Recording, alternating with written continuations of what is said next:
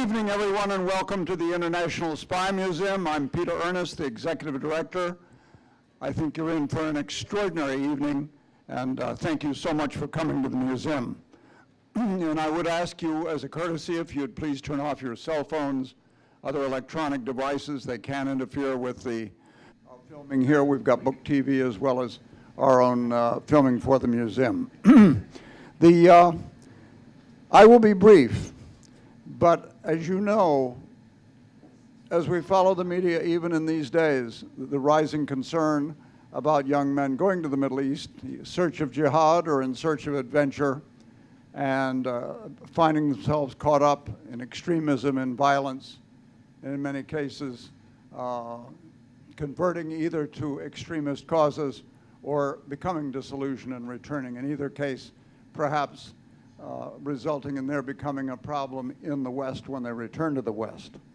There was a book during the Cold War, my war, which was a 1949 book called The God That Failed, The God That Failed, that was about people who had embraced communism, felt they were true believers, and they lost the faith.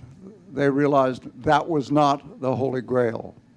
And tonight's story is very much a story of conversion, of an epiphany, conversion, and eventual loss of faith. And I think you will find it absolutely fascinating.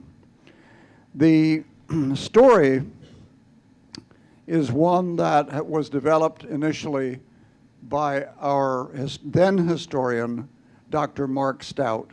And I will introduce him shortly. He will introduce our speakers. And Mark developed this story having encountered the individual of interest in, of all things, now pay attention, particularly you older people, on Facebook. So anything can come out of Facebook, whether it's academic research or discoveries from the Spy Museum. It will involve, as you will see, a very complicated case, a very involved case involving the equities of CIA. Given my own background, I made the choice not quite to recuse myself. I still have to be the museum director, but in essence to give Mark and his associates their lead. Let them develop the case and let the case take them where it may. And that is what Mark and his successor, Dr. Houghton, have done. And so tonight's case will be presented. Mark will introduce the speakers, and I believe also, I don't know if you'll dialogue with the speakers, but certainly handle the Q&A. I would say just a word on Mark before I finish. Mark was our historian from 2010 to 2013. He now directs the master's degree program in global security studies and the graduate certificate in intelligence program at Johns Hopkins University School of Arts and Sciences. He had 15 years in the federal government as an analyst, holds degrees from Stanford, Harvard, and Leeds in the UK, has co-authored 3 books and published a number of articles. So please help me welcome our guest introducer this evening, Mark Stout. Okay, Mark? Well, thank you very much. I'll be brief.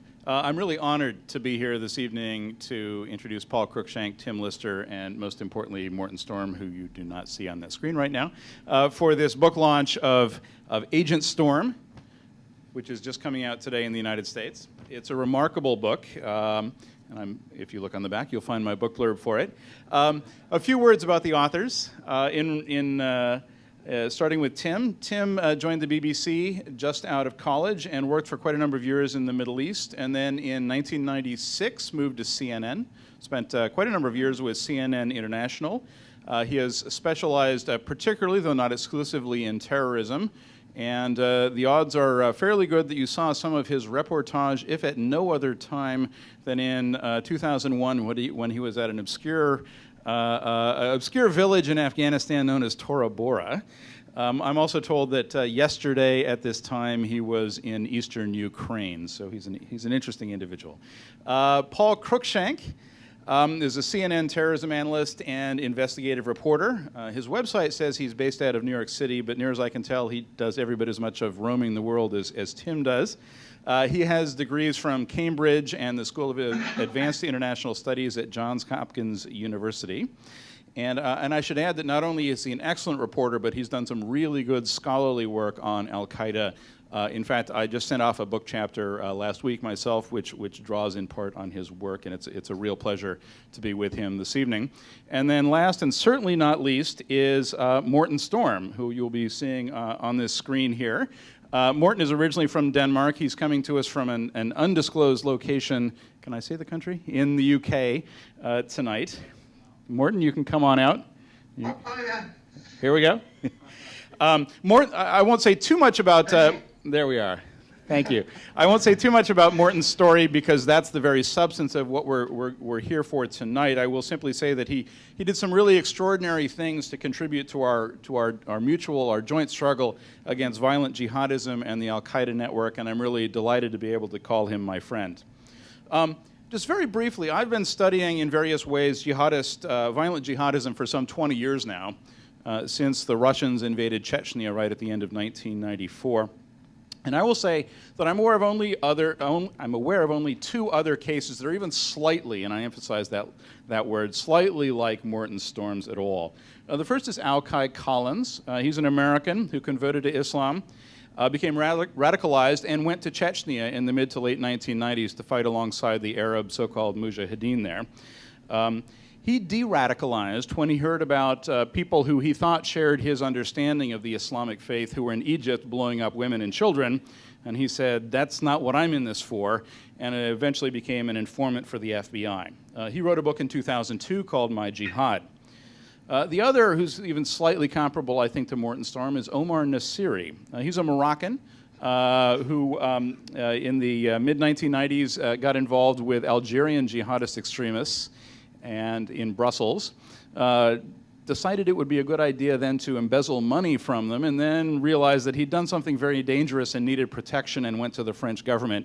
Ended up as a source for the French service, who sent him back to Afghanistan, where he reported from inside the camps, and later worked with the British service, reporting on the jihadist scene in London.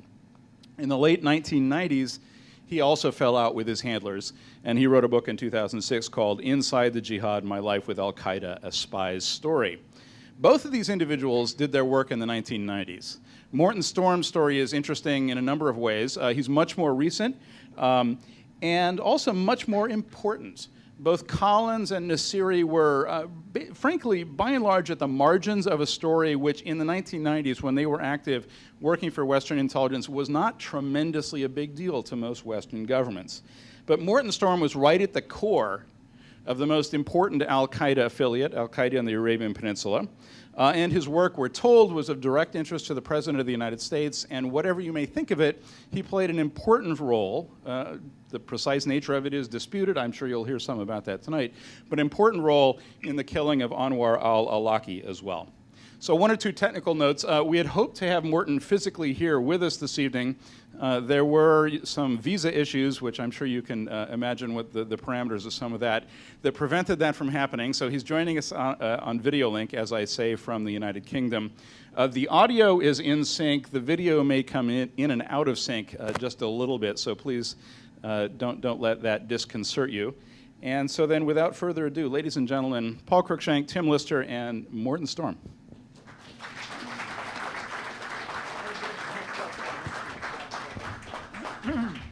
While they're taking their seats, let me just mention one thing. Those of you who want to delve into more detail on the thinking that went through Morten Storm's mind in these various epiphanies that he went through, there was a terrific podcast made with our guest this evening by Dr. Vince Houghton, our present historian. So I refer you to that podcast. It should be on the air, I would say, within 2 or 3 days at the most. It's an in-depth interview on their experience with Morten Storm. Well, thank you very much, everybody. It's an absolute pleasure to be here. Thank you so much and all your team, Peter. And we're absolutely delighted to be here, delighted that Morten can be here as well in this undisclosed location. The palm tree is not necessarily real behind him. But Morten's story is really quite exceptional. I mean, we've never seen a story like this of somebody who's gone so deep inside the world of Al-Qaeda and has sort of come back to tell the tale, not in a courtroom or in an interrogation or in Guantanamo, but also somebody who's sort of been so deeply involved with Western intelligence, the sort of tip of the spear in some of their most important counterterrorism operations, targeting operations since 9/11. So for Tim and me, this journey we embarked on with Morten 18 months ago has been so rewarding. We've learned so much from him. He really does have exceptional insights and experiences and one hell of a story to tell. Yeah, and as we worked with Morten, we found out that his Rolodex was something else. He knew so many people who we know now from various plots over the last 10 or 15 years, whether in London or Birmingham or Denmark or Yemen or Lebanon. He was everywhere. He'd met all these people. He'd been friends with them. And then there came that moment, that epiphany, that conversion where he decided he couldn't deal with it anymore. There were all sorts of reasons. We'll get into those later on. It wasn't an instant moment. It wasn't something that happened in a week. It was a process of disillusionment, which, you know, he's not alone in that. But his case study is fascinating in that aspect, as well as so many others. So what we're going to try to do is a little bit of working through the story with some of the incredible volume of physical evidence he brought to us, whether it was recordings, whether it was emails, whether it was visa stamps, everything that helped substantiate his account of what had happened to him. We also obviously visited Denmark, talked to his family, talked to a lot of other people who knew him, and so built the picture, and it's a complicated picture, of a guy who was into all sorts of bad stuff when he was a kid. Is that not right, Morten? No comment. There you go. And he was a biker, he was a boozer, all the rest of it. And then he found Islam at the age of 21 in a public library in Korsor, which is on the coast of Denmark, which we visited.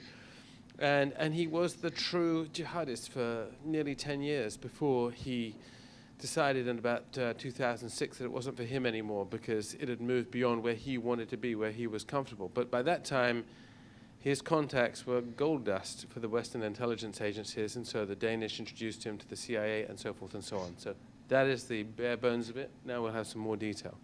And you see his mentor, who he met back in 2006, Anwar al Awlaki, a friend of Morten's, a mentor to Morten, and obviously then those connections that he had with Awlaki became extremely interesting to the CIA, other Western intelligence services, as Awlaki began a campaign of terrorism against the West, of inspiring young men in the West to launch lone wolf attacks.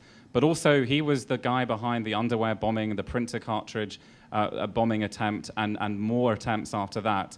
And at the heart of our book really is this story about Morten and Anwar al Awlaki, their friendship, and what became a necessary betrayal for all our security. Morten, introduce yourself, buddy.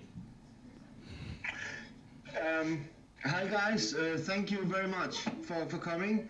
I want to say thank you to the Spy Museum, Mark Stout, Paul and Tim. You guys are stars, superstars. Sorry for giving you all the troubles for 2 years now, but I hope you forgive me. And I want to say thank you to obviously our publishers, Inkwell Management, Richard Pine. And thank you for the whole team, everyone who's been involved with this. It's amazing. Thank you so much. And about myself, what can I say? It's never imagined to be in this position where I can sit and talk to an audience like you guys. I'm very delighted and honored. And I hope once you leave this room, you have been enriched with information that will benefit you, and maybe an understanding, an insight into how radical Muslims or radical fanatics, what I used to be myself, used to think. And also that there's a chance, I mean, for everyone to change life, and this is hopefully, I mean, the way I can explain it. So thank you. Well, thank you, Morten. And Tim, if we can just go to the first slide. Go ahead. I want to say also we haven't thought about it, because I'm obviously, my life is in danger, and people around me obviously have been taking very good care of my safety for me and my family. And one of the guys I also want to say thank you to is my friend Gavin from Eden Intelligence. And Gavin, if you just, Gavin is here, and he's sitting next to me. So there are good people here around me who are taking care of stuff. So thank you so much. So what we're going to do here is we're going to play a video, and just to set the scene here, this is May 2005. This is Grosvenor Square in London, outside the US Embassy. There's been controversy because there have been reports in the media that a Quran has been desecrated in Pakistan. There's a lot of anger on the streets.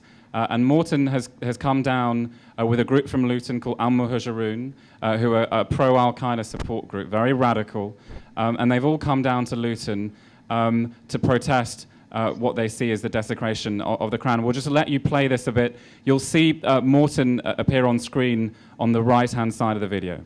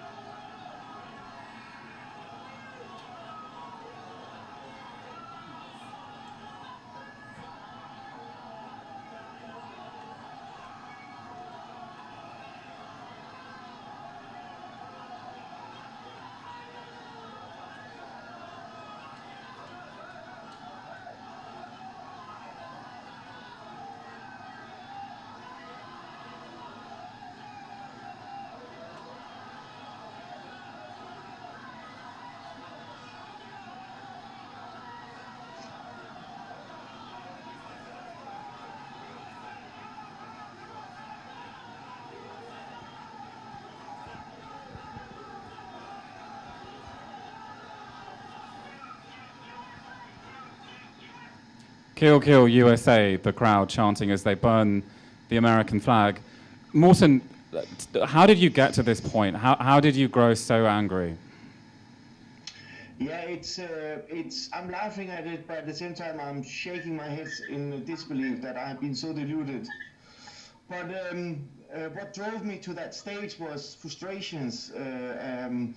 As a very practicing and convinced and devoted Muslim, I obviously looked at the whole world differently, and the wars and the foreign policies that the West have in the Muslim countries lead me and these people to hate the West and the Western values and the Western democracy and way of life.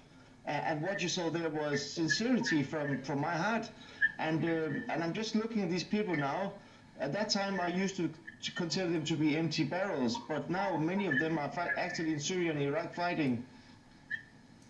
Many of the people on this video now fighting with ISIS in Syria and Iraq, and perhaps involved with atrocities there. The mindset there carried them in that trajectory.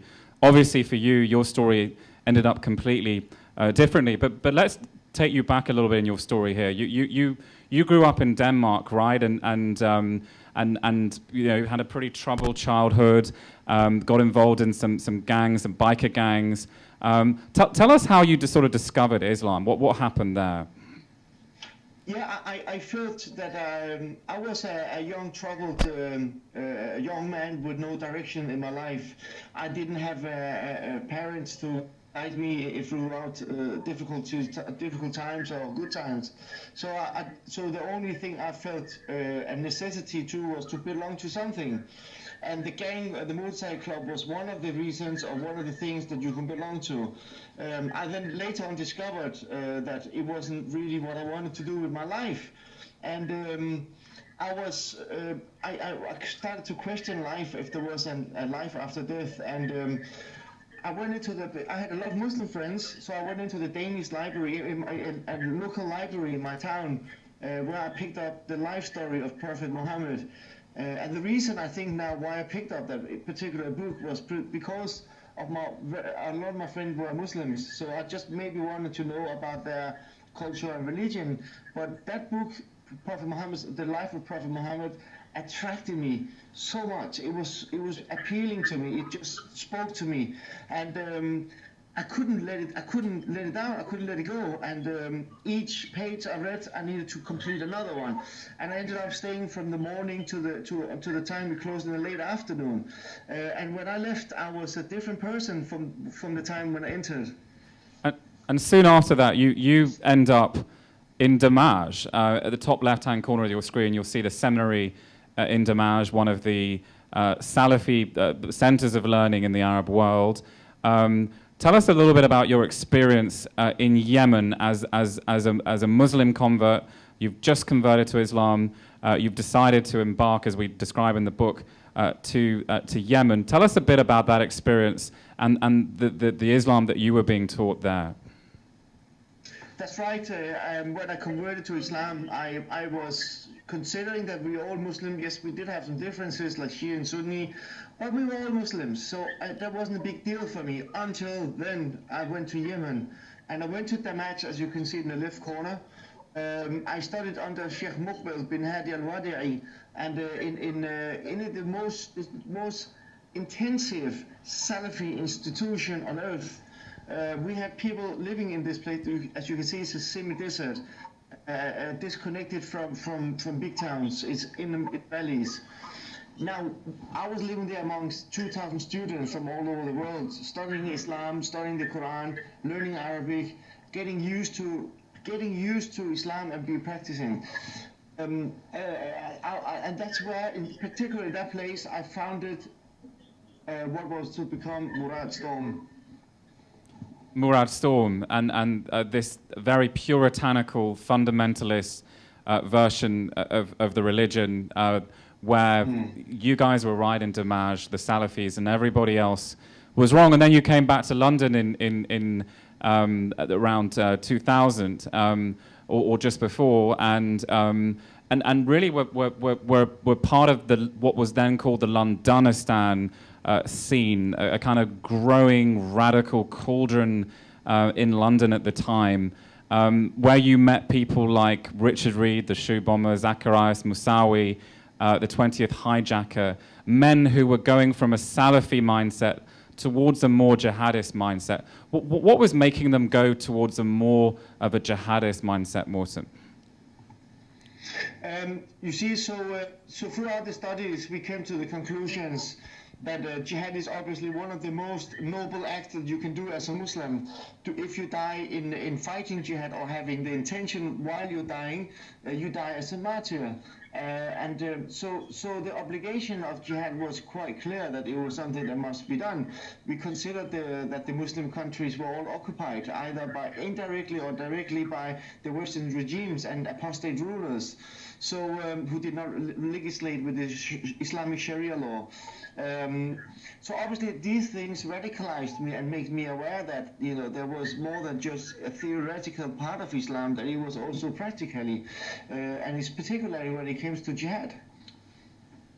Morten, it's Tim. How far did events elsewhere in the late 90s, early 2000s really inflame your passions? And where were those events? And the people you were with in London and in Luton, did you find that there was a pattern to their backgrounds, to the sort of people they were?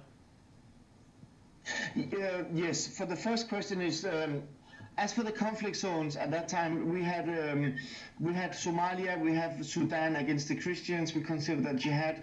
There was jihad in Chechnya, as Mark Stout correctly said. There was also still something a little bit going on back in the 19s. That was just after, obviously, when I converted. There was before that, sorry, just a few years before. Many of my friends have been to Bosnia to fight as well. So for them, jihad was very real and just happened a few years back. So jihad was for them a very strong motive. And those people who drove them, were the ones who've been to Afghanistan and those places. Did I answer the question there? Or? Yeah, and the sort of people you met, I mean, Richard Reed, Zacharias Moussaoui, what were they like? Yeah. So obviously I came across interesting people, some of whom have met Osama bin Laden in person, and some of them were actually frequently traveling between Yemen and to Afghanistan to meet up with the new training camps and setting them up. We had well, one of my friends was Osama bin Laden's bodyguard, the carrier, and then Richard Reed. When I went to Europe, I will meet converts such as Richard Reed. I will meet people in Brixton Mosque, in Luton, in all over United Kingdom. I will meet different people, and of whom are convert Muslims. And At so, that time, I have to say, at that time, the most radical groups was Abu Qatada and Abu Hamza. At that time, they were actually running the shows for the jihadist societies. and just prior to 9/11, Morten returns to Yemen, where he really does meet sort of people with very close ties involved with Al Qaeda, and he's actually in a barbershop in Sana'a on the day of 9/11, sees the images of the towers coming down, and then describe the events of that day and the mosque you went to and what happened next. Describe the atmosphere that day with the people that you were with. Yeah, is there a picture of Mohammed al-Hashmi there? We don't have one at the moment, no. But describe it. Yeah, we so what happened was I came back to Yemen for my second time, and at that time I had an invitation about 2 months before 9/11 from Osama bin Laden. So he invited me to go over there to join, but I had to bring my wife. And at that time, my wife was pregnant with my first son, so I didn't want to leave her, or I didn't want to bring her. So in the end, I declined to travel to Afghanistan. So I decided to stay in Yemen. And a few months later, we had 9/11. I was sitting in the barber shop with a friend of mine, and my friend, he had been to New York, and suddenly we saw one tower with fire in the tower. And he said, I've been there. He said, Murad, I've been to that place. And I said, wow. And then suddenly there was another hit again, and then obviously we knew that there was a terrorist, something was going on there. We went back, as I didn't have a TV, so I would turn on the radio, and America was under attack, as is rightly stated. We went to the mosque to hear what was going on, and this mosque was run by a prominent scholar called Sheikh Mohammed Al-Hazmi. He was a very active, he still is a very political active imam in Sana'a. And I remember he was saying that by the grace of Allah, America had been attacked, and we expect 50,000 people have been killed, and we should all prostrate in gratitude to Allah to say. So the whole mosque did that. It's quite extraordinary to hear that, here in the United States, and you were sort of swept up in that sort of atmosphere there, and then in the weeks that followed, obviously there was the plan for the United States to go into Afghanistan, and George W. Bush made a speech which had a particular effect on you. Can you describe that a little bit? Yes. So I never saw the people jumping out of the buildings and all that. We didn't have TV. We considered the TV to be haram, to be forbidden. So I could only hear what I heard on the radio. And I remembered that Osama bin Laden said it wasn't me. I didn't do it. But I know that Osama bin Laden used qiyas. It's a permissible way of lying when you are facing your enemy. This is permissible in war zones and in warfare to deceive. Qiyas. Taqiyya. Sorry, that's what they call. So now, I just didn't know that. But now I know that he obviously was involved. But anyway, so what happened was that George W. Bush, he said, this is a crusade against the evil. And he was talking about Taliban and Al-Qaeda. And he said, you are either with us or you are against the terror, or you are either with us or you're with the terrorists.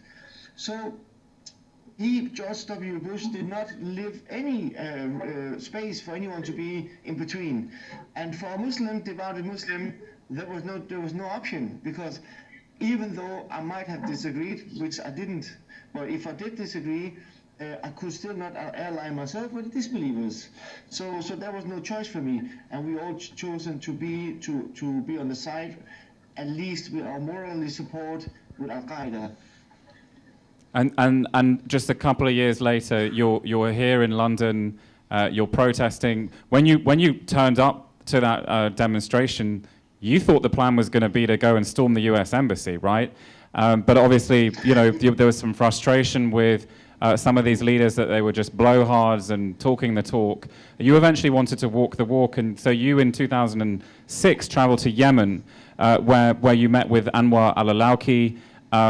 Tell us a little bit about this American you met, this American cleric who had been interviewed by the FBI in the United States, mentioned in the 9/11 report, and was now living and teaching back in Yemen's capital. Tell us about meeting him and what he was like. So I went back to Yemen in 2006 with my son with the intention of making permanent hijrah, immigration to the Muslim land. By that time, as you can see on the video, my hatred to the West was very deep, and I understood that there was no way I could live in the West. So for me, the only option was to migrate to the land where the Muslims were, and they were obviously in Yemen. So I was introduced suddenly one day by some British and Australian Muslims. I was introduced to and invited to go up to this house and eat lunch. And then suddenly Anwar al Awlaki was there. It was actually his house.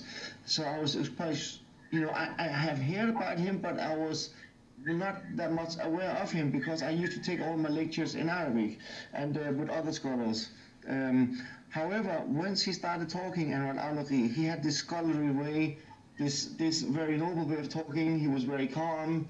He was, let's say, he thought about it. He considered things before he said them. And when he said something, he was referred to the Quran and to the Sunnah of the Prophet. So everything he said made sense.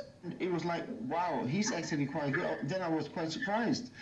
We then suggested all of us that we should do weekly circles, study circles, and where he obviously had to deliver the lectures. And they were arranged from that meeting. And so you had these study circles, and in fact, many of these actual study circle sessions were in your house in Sana'a. And some of al-Awlaki's most famous or infamous YouTube hits and videotapes actually were first given in your house in Sana'a to a small study circle of a dozen or so Westerners, many who actually later on gravitated towards leadership roles in al-Qaeda affiliates around the world. So you had this sort of front row seat, you became close to him, and he became kind of almost like a mentor figure to you. And tell us about that a little bit. Yes, Anwar al Awlaki delivered some extraordinary lectures that we now can find widely spread. Unfortunately, widely spread in all the internet and the media and amongst the Western Muslims around all over the world. Now, actually, even in Indonesia and Africa, we don't speak Africa, they listen to Sheikh Anwar. That's how far his message reached from that place, from those lectures. Amongst the students were a very prominent guy of today. His name is Jihad Mustafa, an American convert who's now on the FBI's most wanted list, and he's in in Somalia, one of the leaders of Al Shabaab now. So we're having in that group we had many prominent figures. We had a Danish convert who went to Somalia who cut the head off of a Somali prisoner, and we had Kenneth were not allowed, but he was trying to get in, but he obviously was killed in Syria for a year and a half, about a year ago. So there were people there who were sincere. And what was the attraction of al-Awlaki to all of you? What made his message resonate? What was it about him that drew this following in Yemen and obviously around the world? I think that the Western Muslims saw him as the English-speaking Osama bin Laden. I think that's the way they started to. They could see that he wasn't a show off. He didn't do it for glamour like Al Awlaki have done. So he was much more devoted. He didn't have a really bad reputation of being in other sects. So they couldn't do that character assassination of him like Al Awlaki. Sorry, yeah. So, Morten, just after 9/11, Awlaki gave this famous interview in which he repudiated 9/11 on behalf of Muslims when he was a imam at Falls Church, very close to here. What do you think changed him over the following years? Was it a personal animosity towards the United States? Was it a philosophical, inevitably, given the learning and the circumstances and the invasion of Iraq? What changed him so much in such a short time? It was both of them. Number one, he had a score to settle with the American government that he believed that he was wrongly accused of being tricked into this with the prostitutes. So for that, obviously, he personally hated the American and the American government.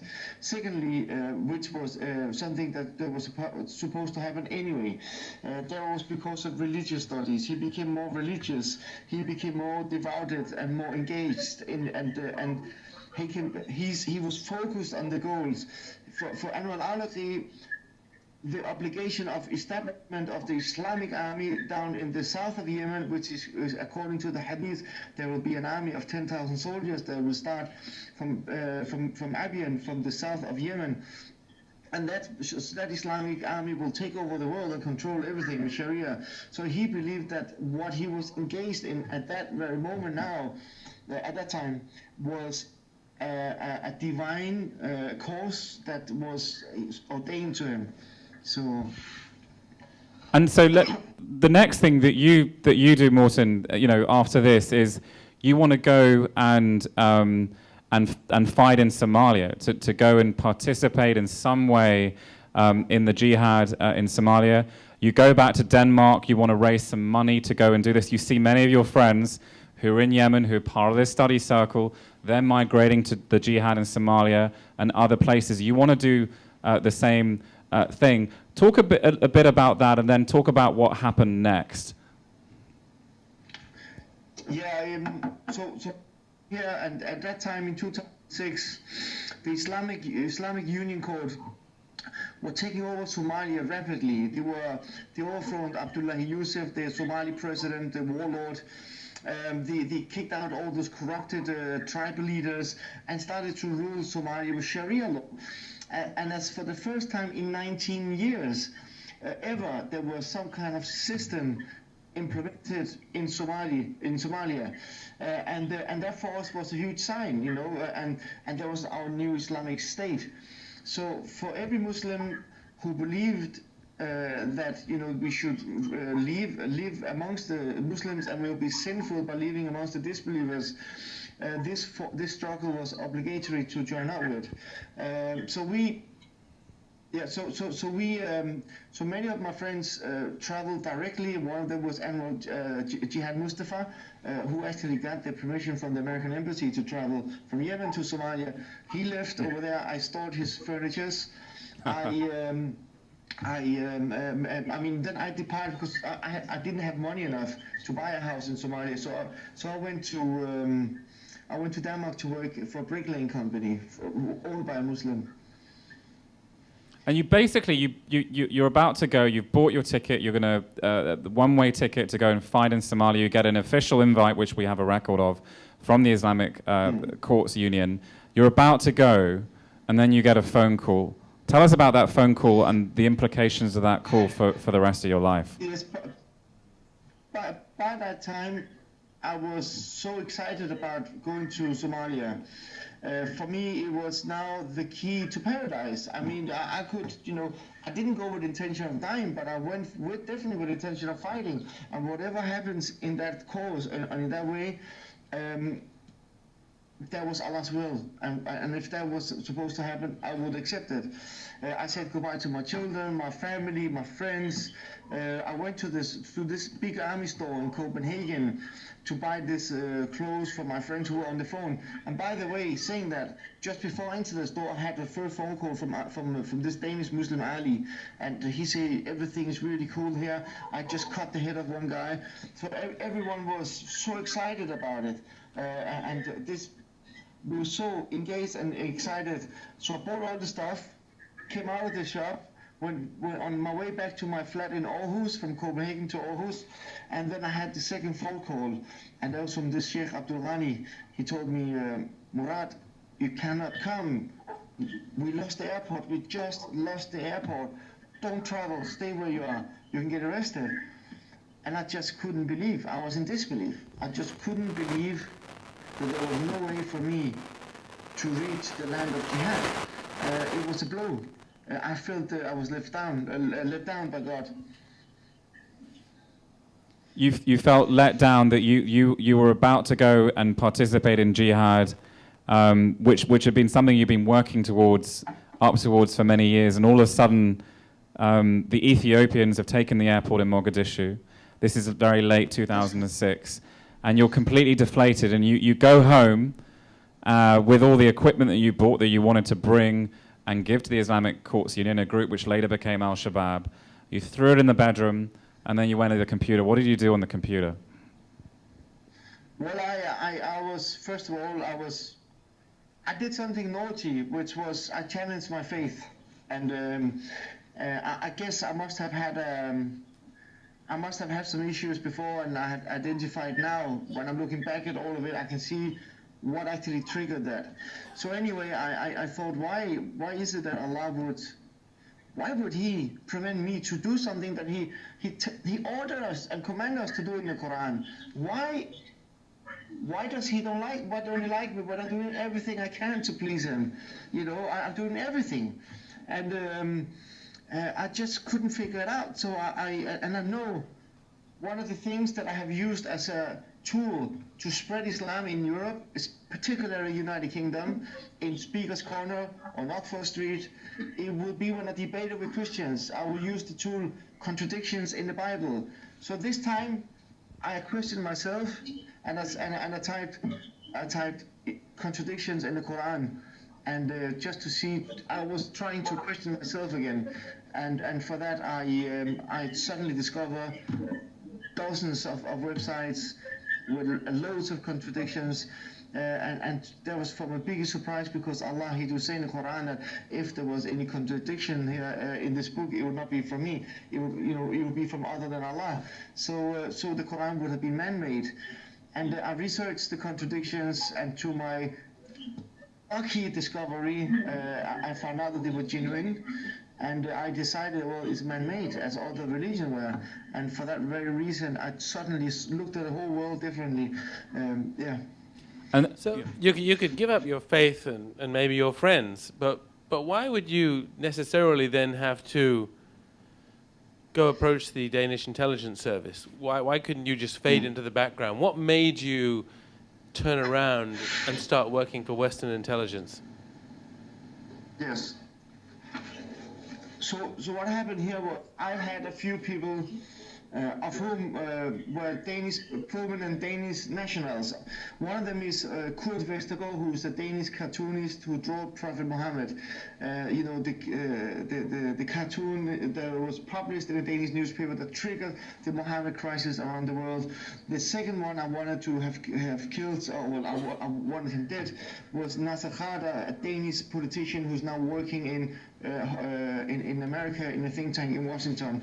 So these people were people who was representing and promoting democracy, and I couldn't accept that. Now, I then looked at them. At this very moment, when I decided not to be a Muslim anymore, I realized how deluded I was. I could see that the very same reasons that these people, Nasser Qaeda, have been promoting democracy, and that Kurt Vestergaard had promoting freedom of speech, I have now chosen, for my basic human rights, not to be a Muslim. And for that very reason, I had to be killed. For that very same reason, I needed to be killed. And I then realized how evil that ideology is, and how much difference I can do if I don't say anything and I can continue fight them. I knew I was also in another dilemma because I have kids, and if I told them I was not Muslim, I would no longer see them. So for me, I say I'll be silent. I will fight these people. So I contacted the Danish intelligence and I arranged a meeting with them. And this meeting, why don't you take a glass of water, Morten, because you've been, going, why don't you take a quick glass of water, I'll set up the meeting. It was in early 2007 in Aarhus, at a hotel there, and they couldn't believe it when you called up, right? The Morten Storm, one of the top targets of Danish intelligence, one of the people that was on their radar screen, somebody who'd been in Yemen, was suspected of associating with Al-Qaeda types over there. All of a sudden, he's calling them up and he wants a meeting. This was very exciting for Danish intelligence, wasn't it? Describe the scene in that hotel room when you have these two guys, these two handlers, who are going to come in and basically try and recruit you. Describe it. So we have, this is a trick of the trade, as most of the people who are sitting in the spy museum right now know about how to flatter potential agents or assets. So one of the tricks is to be very kind and to show understanding and tolerance. So these two Danish intelligence officers, Buddha and Klang, met me at Radisson Hotel. They met me at Radisson Hotel in Aarhus, in the King Suite. President's was on the top floor, and they were trying to flatter me. They came with the menu cards, asking Mr. Storm, or Murad, I think actually they say Murad, just to make me even more happy. Would you like to have fish or vegetarian food, because there's no halal here? I looked at him. His name is Buddha. I looked at him. I don't know. I want something. I said with a pork, something with bacon in it, and I want to have a beer. They were like, all of them were looking at me like this.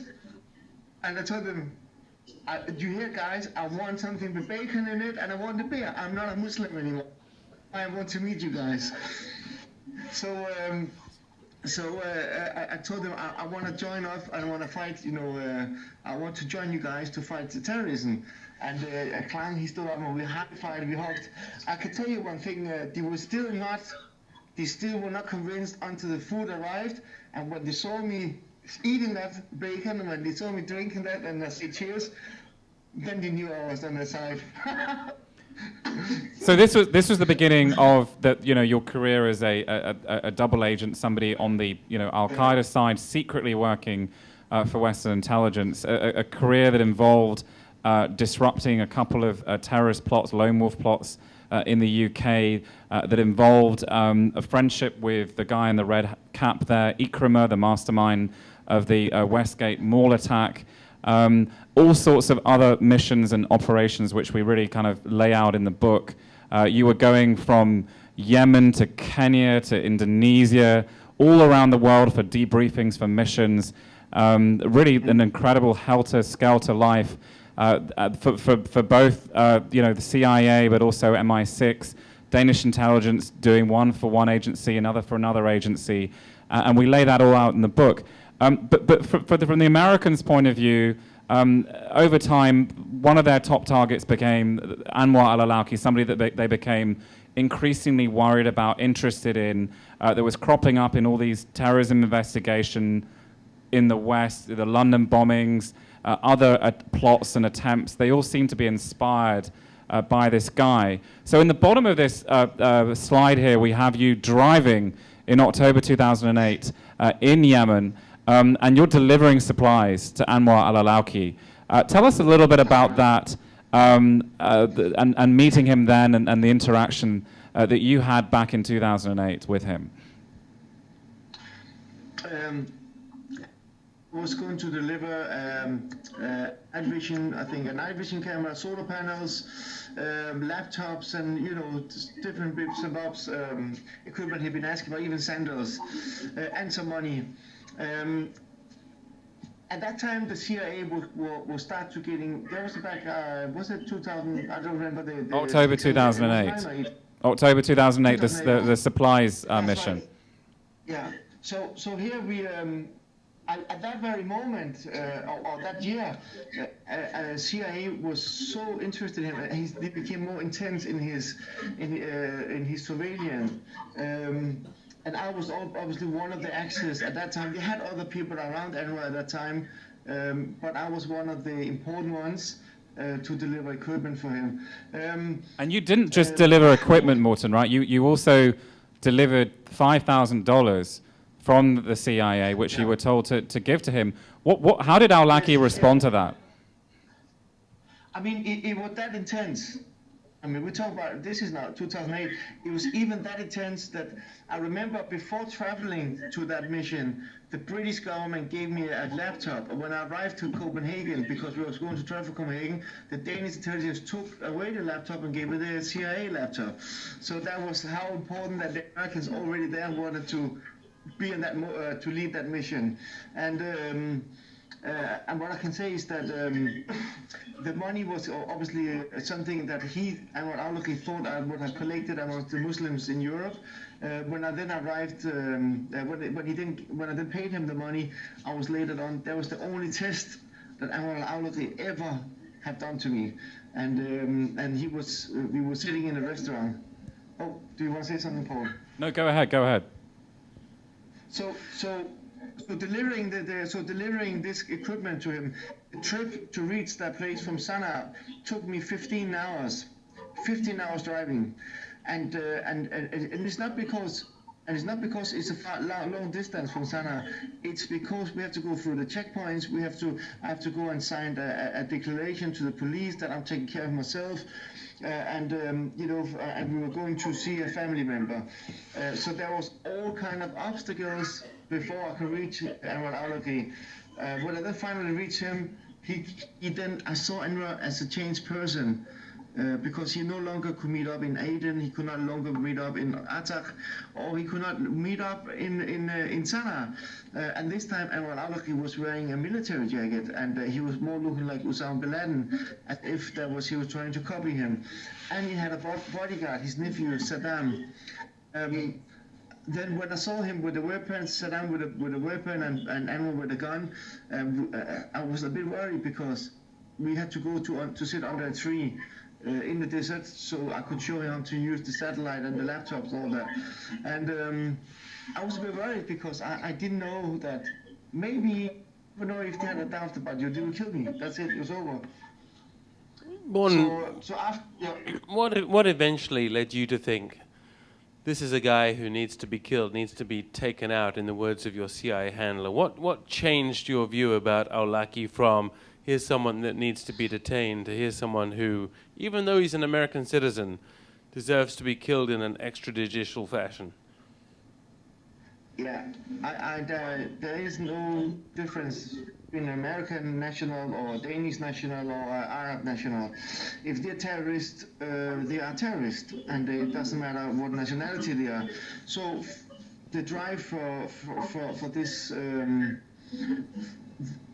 my confirmation that Anwar had to be taken out and not having to reach the court and justice of court, that would be when that happened when Anwar was asking about what New York Times knew about the plot of the first chemical attack that they intended. Before that, I was always hoping that somehow he can get arrested, but it was very naive of me thinking so. So we just put up on screen here pictures of a very attractive blonde lady. How does she get involved? Yes, so Anwar al Awlaki, after my last meeting with Anwar in 2009, during that meeting, he hinted to me, he told me that he liked to get married to a Western convert if I knew anyone, and I said I would try to see if I could find one. I never imagined that I would even find him any wife who wanted to travel from Europe to sit with him in Yemen. But when I returned from that meeting, Abdul Muttalib attempted to shoot down the American airliner with the underpan bombs. And then the whole world had learned that Anwar al Awlaki was one of the guys who was behind this operation. Then I understood that, well, I realized that Anwar al Awlaki was probably, he was getting, he was getting there. So one thing led to another, and you managed with the CIA to get her to Yemen, and she had this suitcase. But Al Qaeda was smarter than that, so she had to take everything out of this suitcase, which no doubt had a detection device in it, GPS or something like that. And that little scheme didn't work, but you did get paid for your efforts quite handsomely. The briefcase in the middle is a real photograph of money that Morten received in new dollar bills, a total of $250,000. And that was the high watermark. You did come back later on and work for them again, but that was after a rather public falling out that you recorded. What went wrong? So what went wrong in this mission was the Americans designed to and hoped that she could bring along a suitcase that they had modified.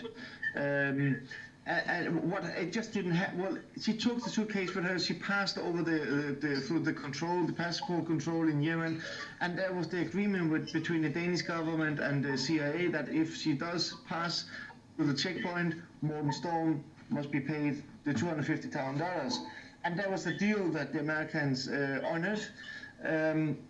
Then later on, she was told by Anwar that she was not allowed to bring anything with her except what she could keep in 2 plastic bags. So it was a security check that they did on her. She even left her passport at the institute she was staying at. So Anwar, the Americans cut off any connection with me for 6 months. Suddenly they came back again after they couldn't find him. And they tried all the best and asked me if I could come, if I wanted to join them and help them to track him down. And I did so. I went to Yemen. And by the way, during that meeting, the Danish government told me that the Americans will pay you $5 million. If you are the reason and helped the Americans to track Anwar down and he get killed, you get $5 million for it. So you went back to Yemen in the spring of 2011, and what you did was pretty clever. You established a mode of communication with Al Awlaki through couriers. Every time you would meet a courier, you would let the CIA know where the meeting was going to take place, so that they could then start tracking this thing. There was a sequence of meetings of couriers picking things up, supplies up from you.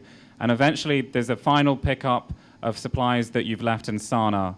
Just a few weeks later, Al Awlaki is killed in a drone strike. Originally, you didn't think it was your operation because you didn't hear anything back initially to confirm that. But then there were reports in the Western media, Western officials briefing that a courier who was very much the same as the person that you met in terms of their description, how young they were, their look, etc., had been the key person that had led to Al Awlaki. So you then, all of a sudden thought, my goodness, well, this was my operations. Your Danish handlers kind of agreed. And then there's this extraordinary kind of moment a week after Al Awlaki was killed in a hotel on the Danish Riviera in Helsingør, where you confront your CIA handler. I'm still sitting at the kingdom, and otherwise I would have been sitting with you guys. I feel that I want to leave behind. I mean, if I could bury the axe and move on, but it's sometimes a bit difficult because it has ruined quite a lot of things for me in my life, in my family. So. And after this, we have to say that Morten carried on working for Western intelligence for a whole year. Managed to go down all the way to the tribal areas of Yemen, met the leader of Al-Qaeda in Yemen, Nasser al-Wahishi, who, by the way, is going to be the next overall leader of Al-Qaeda, probably. There was a significant opportunity to target Wahishi through those contacts that you established, also to target Ibrahim al-Asiri, the bomb maker that everybody's concerned about. We can talk a little bit about that in the Q&A. But what we'd like to do, Tim and me here, is just to open it up a little bit for questioning so that you can ask Morten anything you like about his, the radical days, his career as a double agent, and so on and so forth. Thank you very much. Could you move the camera to Thank you. That's really nice. Thank you very much. Could I, first off, can we have a quick round of applause for our speakers? We've run a little long, but we have some time for questions. I'm going to exert my prerogative to ask the first one. Obviously, there's a whole lot more to this story that we didn't have time to get into today. It's a thick book. But I did want to ask you, and Paul, maybe you can handle this. It's a fairly remarkable story, even in the short version that you gave here. Can you talk a little bit about the documentation, what you have to believe, aside from, and with apologies, Morten, aside from Morten's word, what do you have to show that this story is actually true? There is a remarkable amount of audio-visual material. There are gigabytes and gigabytes of emails between Morten and his terrorist contacts, recordings with the CIA, recordings with his Danish intelligence handlers, visa stamps, money transfer records from front companies set up by Western intelligence. The list goes on and on and on, and it all sort of fits together with the narrative. And so, that gave Tim and me great confidence. This really did corroborate what he's saying. And let's go back a couple of slides, Tim. Just give you one example of this. Go forward one. Go forward one slide to where we see Anwar al Awlaki on the left. Play 10, 20 seconds of that, and I'll just describe why this is so important. الحمد لله والصلاة والسلام على سيدنا محمد وعلى آله وصحبه وسلم تسليما كثيرا. السلام عليكم ورحمة الله وبركاته. This recording is done specifically for Sister Amina at her request, and the brother who's carrying this recording is a trustworthy brother. The brother Not really. is communicating with you. So having said that, I pray that Allah Azza wa Jal guides you towards what is best for you in this life and in the hereafter, and guides you to choose what is. So that's a proposal, a marriage proposal, from Awlaki to this blonde Croatian convert who's just become radicalized. How on earth did Morten have that sort of in his possession? That never come out before, So it's things like that which really do corroborate his story. I mean, how on earth would he have that on his computer? How on earth would he have the replies from Irena Horror Kamina that we could also play for you? So there was just an absolute wealth of corroborating detail here. And what we try and do in the book is lay it out as much as possible. There's an appendix with a lot of it there. There's a color photo section. There's also going to be a documentary next week on CNN where you're going to see a lot of this kind of play out as well. That gave us a lot of confidence. We've got time for some other questions. Lady on the aisle here, if you'll wait, we've got a microphone coming to you. So what does the CIA think about this book? Is there anybody from CIA here to comment? Now's the time, folks. The CIA have not commented on the record on this story. Lady, Dr. Bloom. When you described the reason you didn't go to Afghanistan, it was because your wife was pregnant and you didn't want to travel and you didn't want to leave.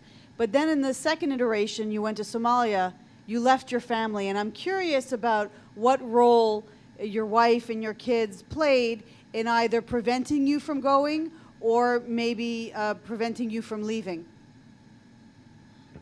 Yes, that's very good. My wife at that time, she was staying without her family in Yemen. She was from Morocco, so she was quite. So I wouldn't leave them by herself in Yemen, and nor would I wanted to take a pregnant woman with me, Moroccan national, to Afghanistan. Because some people do get arrested over there for going to those camps. So it was not a chance I wanted to take. And by the way, at that time, jihad wasn't obligatory for us. Like, it was a choice that you can take. After 9/11, we considered jihad to be an obligatory duty. You had to do it. And Somalia was even more pure because they were establishing the Islamic State. But that's, you need to go, and you don't need permissions, and you can even, you should spend everything you can do reach that place. So But- that's why. But you also thought it important when you went to Somalia that your son, who was then 6 or 7, I guess, should think highly of Yeah. you because you'd gone and done your religious duty. So that was an important factor for you too, right? Of course, that's another thing. It's about, I mean, you have your huge status in your family. You're respected for being a mujahid, a holy warrior. There are no one, even scholars. If you don't fight jihad, you can never reach the level of an Islamic fighter. And that's how noble they are. You are guaranteed paradise. You can take 70 members of your family members with you to paradise. So that's something very, very severe, very, very huge. Sorry if I can say that. Other questions? What's that? Lady here, front row on the aisle. Thank you so much. I'm just wondering, I thought it was interesting. I know we all got a little laugh about when you were talking about that you wanted to have bacon and you know, beer. kind of that you're not a Muslim anymore. But I'm just wondering, you know, now that you seem to be kind of, you know, living a different lifestyle, I'm wondering what you chalk up those experiences to and your, you know, quest for jihad and that period of your life. Do you think of it as a phase?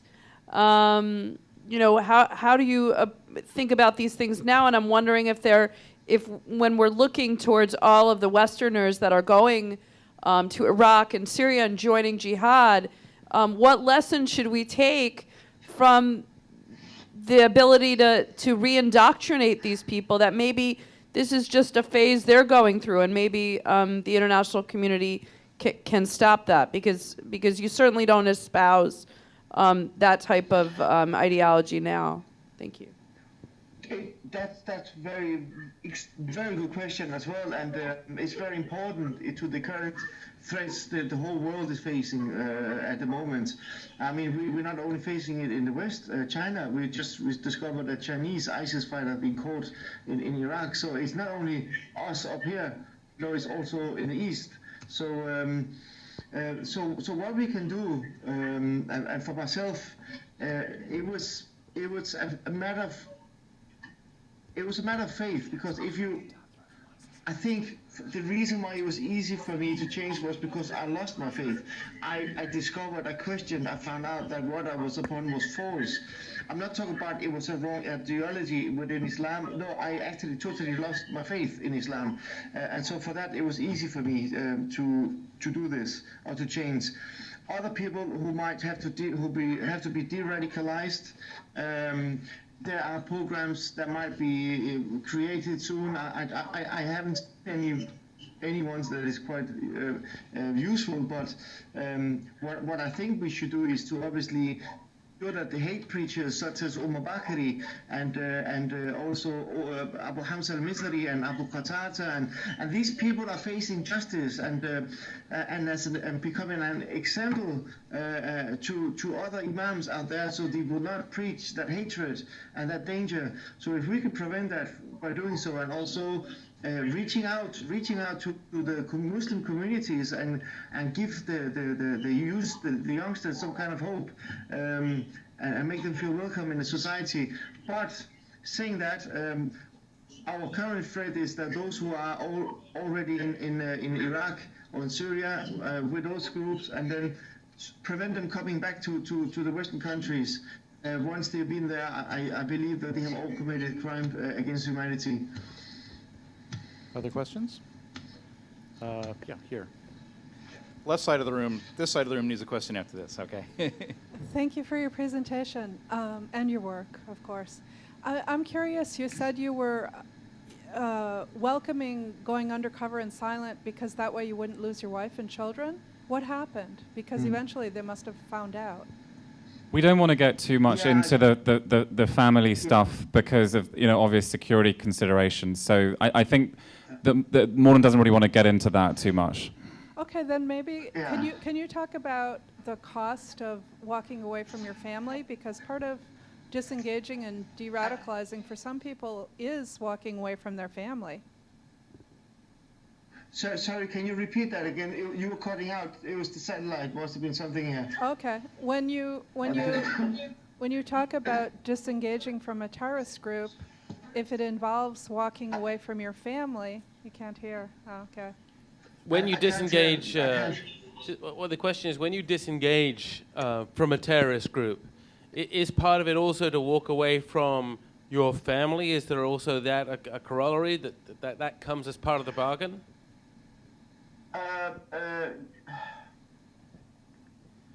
To walk away from these people were easy because I realized how evil they were, and they wanted to kill me for the very simple fact that I wanted to leave Islam. That's my basic human rights. I have chosen. I live in a free world, and they don't have to dictate or threaten my life, my way of life. So so for me it was very easy to work against these people, but it was very difficult to know that if my children knew that I was no longer Muslim, I might not ever be able to see them.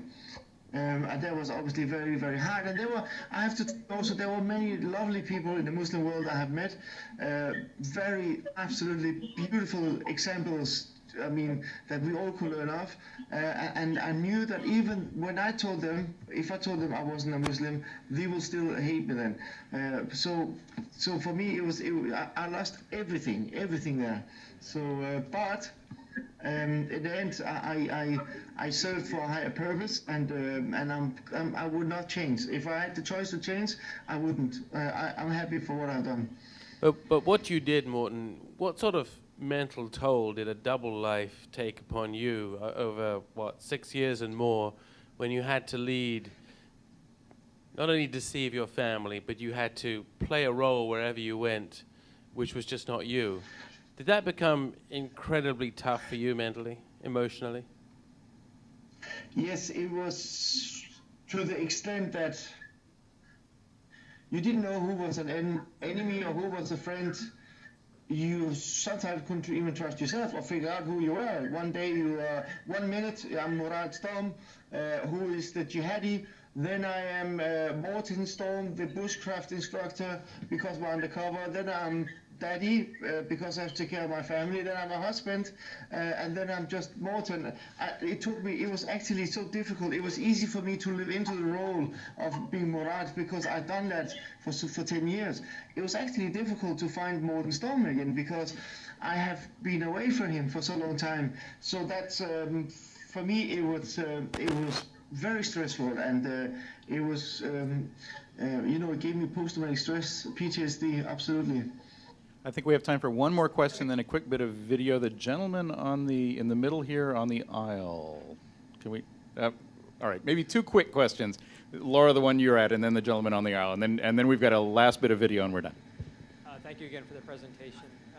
You mentioned that after 9/11, jihad was obligatory, whereas prior to 9/11 it was not. And I'm assuming this means because of the U.S. occupation of Afghanistan and defense of jihad. But now that the Islamic State has declared a caliphate, I'm wondering, what is your read on the obligation to make the hijrah and to wage jihad now that there's a caliphate? Now, what the jihad of just after 9/11 and jihad of today is almost, it's very different. No, it's jihad before 9/11 was not obligatory because there was no invasion. It was something that you can choose to join up with a training camp. You can choose to fight in against the Christians in Sudan, or against the Christians in Indonesia, or so on. But 9/11, the invasion of Iraq, the invasion of Afghanistan, that became obligatory for every Muslim who were capable of doing so, to expel the enemies of the Muslim land, and that's obviously what we call jihad fadr ayn, is defensive jihad. It's not jihad kifaya, which means the offensive jihad. So it was defensive, and that every Muslim should. So you're sinful. We believe that according to Sharia, you are sinful if you do not participate either morally, or you have the intention going there, or you sponsor either financially, or you calling to it by encouraging other people, inciting other Muslims to reach the battlefield. And what we see of today with the Caliphate, or the Khalifa Abu Bakr al-Baghdadi, the ISIS, it's actually a monster that woken up, a monster that have occurred suddenly in the Middle East. It's something that have to be fought by any means necessary to keep down. Otherwise, it's gonna bite us. These people, ISIS have the Salafis in Yemen. Those who are studying intensively the Salafis, those who were not even from AQAP in Yemen. These people have declared their allegiance to Abu Bakr al-Baghdadi. They have encouraging even Al-Qaeda in Yemen. They even advised them to say, you must make allegiance to Abu Bakr, and that obviously is a strong message. And I've never seen something like this before, never. I mean, it over 16 years, almost 17 years now I've been engaged with all this. I've never seen anything like of what you've seen of ISIS, never. Not even Al-Qaeda. Okay, really the last question. The gentleman on the aisle here, I believe with the khaki jacket, if I'm seeing correctly. Morten, I have a question to you relative to your discussions, many with Anwar al Awlaki. Awlaki had various interfaces, if you will, with 3 of the hijackers involved in 9/11. Did he ever make any mention to you of his knowledge before 9/11 that it was going to happen, or what he might have known after 9/11? No, sir. He never mentioned that. He never even mentioned that he was accused of meeting them. That was something he kept for himself. But what I do remember now, now you mentioned him, and now we just talked about ISIS, is that during our lectures in our circle, I remember Anwar al Awlaki saying that jihad will be revived again in Bilad al-Sham, in Syria, in Lebanon, in Jordan, and also Bilad al-Rafidin in Iraq. And for us, we were like thinking, why would jihad occur? Why would that be revived again in Syria when Bashar Assad was controlling the land, and we knew you could not even mention jihad in secrecy and they would be arrested in those countries? Suddenly, as we see today, jihad is all over Syria, is spread to Iraq and all over. I mean, even spreading to Lebanon. So it's something that is predicted. It's something that these people actually are religiously motivated to establish what is going on now. Great. Paul? Well, thank you, Morten, and it's approaching 1 a.m. in the UK now where you are. So thank you for bearing with us, Morten. And just to give a sense as we close here of the costs that Morten has now had to bear for all this work he was doing right at the cutting edge of counterterrorism operations, targeting the various leaders of Al-Qaeda. What you're about to see was filmed in August 2013 in Syria. The fighters that you're going to hear are from ISIS. They're part of ISIS. And this was their message to Morten.